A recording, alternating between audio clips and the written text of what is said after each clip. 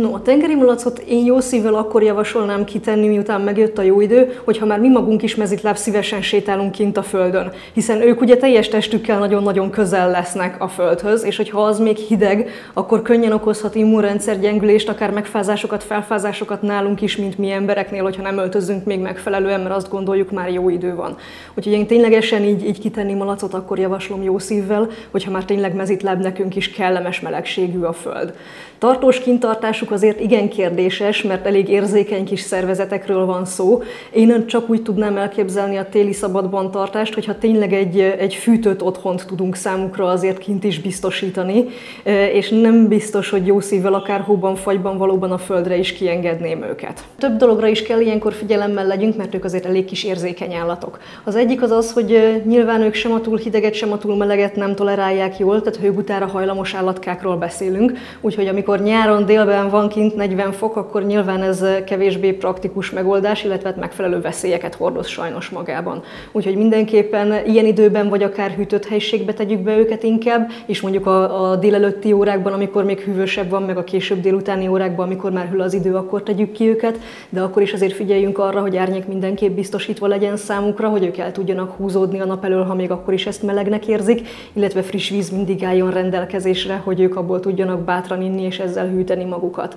Amire még így a kerti életmódnál érdemes figyelni, hogy nyilván itt ugye nem csak az a cél, hogy ők többet tudjanak mozogni, hanem azért az is, hogy a friss fűhöz hozzájuthassanak, legelhessenek, aminek viszont amennyire egészséges, annyira a veszélyei is szintén megvannak, hiszen ha ők nincsenek ehhez hozzászoktatva és hirtelen nagy mennyiségben befalnak belőle, akkor könnyen felfújódhatnak, vagy alakulhat ki akár súlyos fokú hasmenés náluk. Úgyhogy mielőtt erre a kerti életmódra adjuk a fejünket, kérem, hogy már szobai körülmények között kezdjük el a fokozatos hozzászoktatást. Ennek is két különböző módja lehet, akár úgy, hogy először fogyasztani kezdjük a füvet, és úgy tesszük eléjük egyre nagyobb mennyiségben, és majd csak utána kapnak frisset, akár úgy, hogy tényleg már indíthatunk frissel, de akkor ott tényleg nagyon-nagyon-nagyon pár szállal indítva, és szép, fokozatosan, óvatosan, szinte szárral szárra emelve a mennyiséget, hogy az emésztőrendszer hozzá tudjon szokni ahhoz, hogy más összetételű takarmányt fogunk eztán a malacoknak juttatni, és azt sem szabad elfelejtsük, hogy attól, hogy tavaly ezt már végig zongoráztuk, mivel utána jön egy tél, ahol ehhez nem jutunk hozzá, a következő nyáron sajnos ennek újra neki kell veselkedjünk,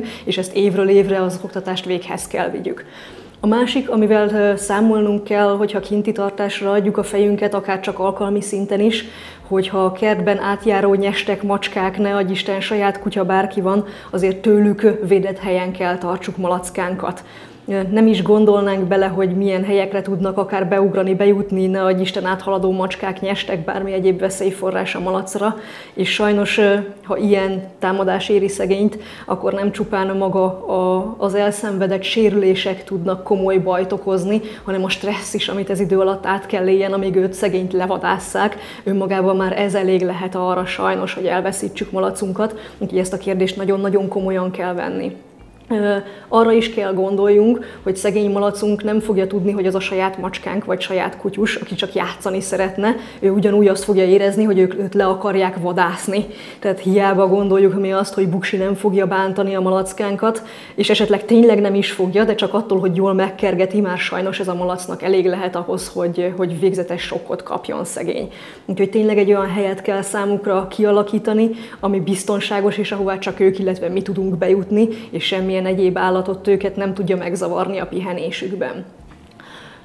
Mikortól lehet kitenni a malacokat? Ugye ez akkortól praktikus, amikor már mi is mezitláb kényelmesen sétálhatunk kint a füvön a földön, hiszen gyakorlatilag nekik nem csak két talp lesz az, ami érintkezik a földdel, hanem ugye a pocakjuk is nekik ahhoz nagyon közel van, ha a földből még süt a hideg, az nagyon komolyan le tudja hűteni őket, meg ugye minden 4 talpacska is ott fog szaladgálni, és nem csak egy gyors végigfutásról van szó, hanem ugye nyilván hosszabb órákra szeretnénk őket ott kint hagyni.